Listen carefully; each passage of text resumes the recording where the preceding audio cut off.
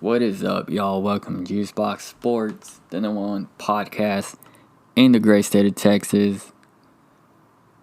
Today we're gonna dedicate this special episode to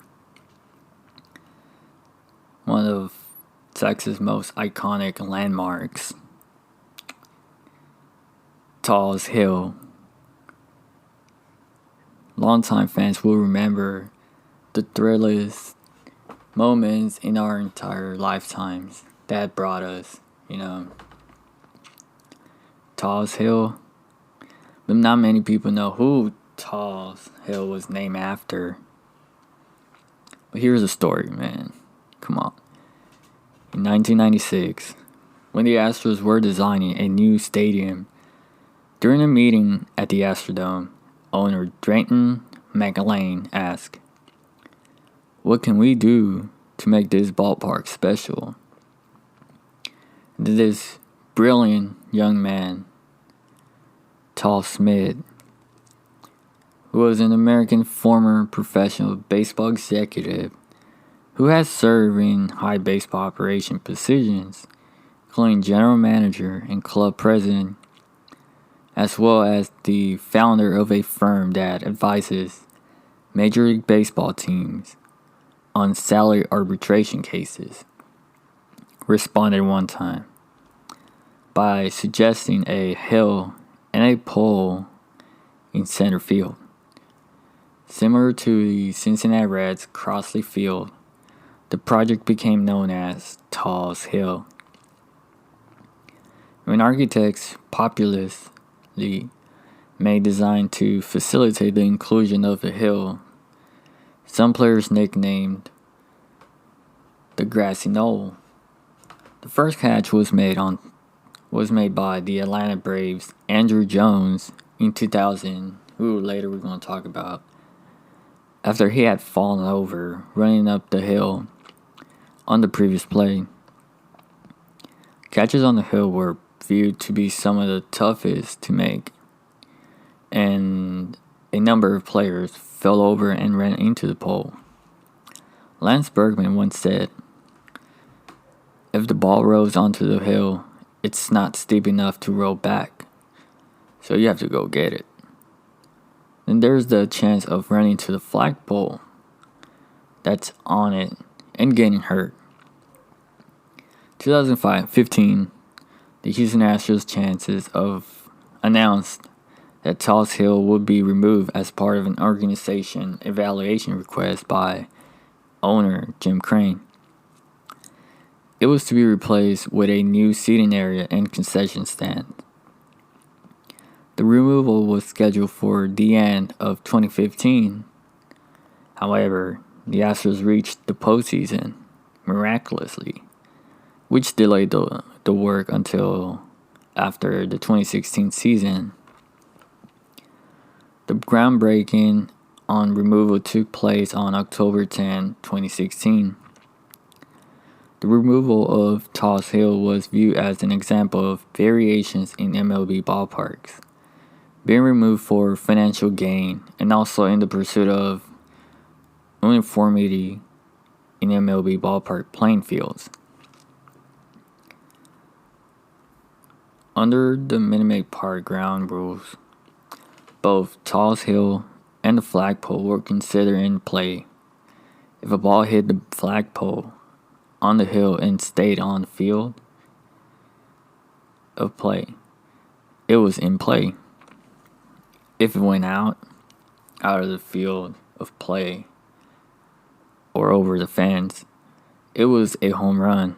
This hill was criticized by numerous times owing to the incline having the potential to cause injuries to fielders being not used to it.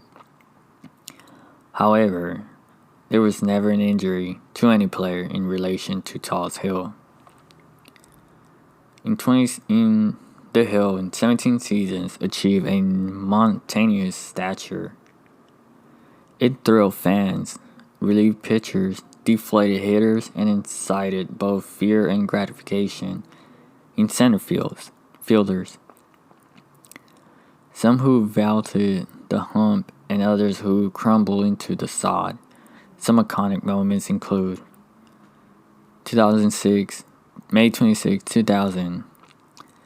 Andrew Jones' cupboard of Gold Gloves didn't help him on his first try at Tallest Hill as he turned Jeff Bagwell's deep fly ball into a inside the park homer.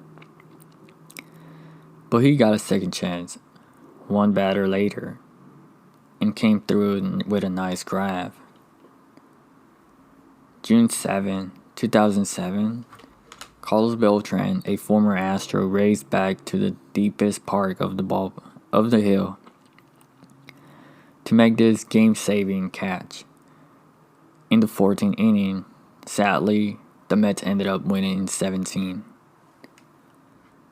May 18, 2002, Big Puma Lance Berkman wasn't exactly known as the defensive whiz or a speedster, but he still managed to barely conquer the hill during a rare appearance in center field.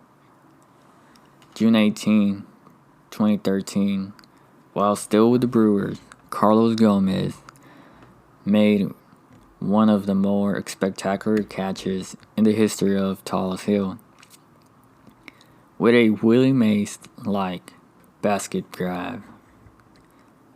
June 11, 2009. It's hard enough to make a catch while falling down, but how about making one while flat on your back and climbing up the hill backwards? Michael Bourne showed us it's not impossible. May 2, 2015.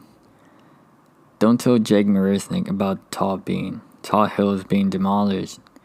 He's used to the hill to make several spectacular catches during his time with the Astros, but none were better than this basket catch and dive beauty. June 30, 2015. Lorenzo Cain.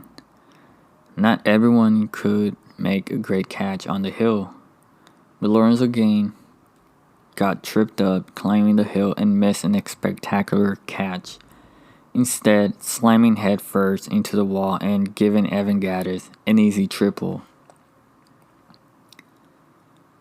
May 4th, 2010. According to Houston Chronicle, only 6 players, Manny Ramirez, Jeremy Hermida, Jackie Jones, Corey Patterson, George Springer, and Justin Upton, have cleared the hill, which sits 436 feet from home plate. In the last 11 years, Springer blasted went the longest at 465, but Upton's is arguably more impressive as it was the deepest part of the park. Another notable hitter moment came courtesy of Richie Sexton, who got a 500-foot triple when he clanked one off the flagpole. But the most memorable one is May 13, 2011. During a regular summer game, the Astros were facing the Mets.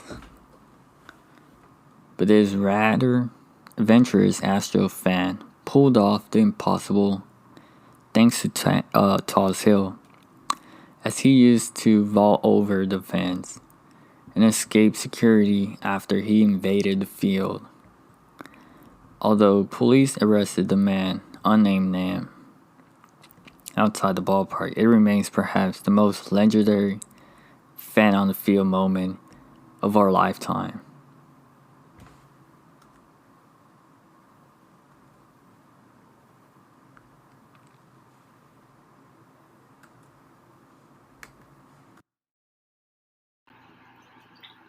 Thank you for listening to the Juicebox Sports Podcast. This podcast has been brought to you by Raise Energy. Check us out on Instagram at JuiceboxSportsHTX. Till next time.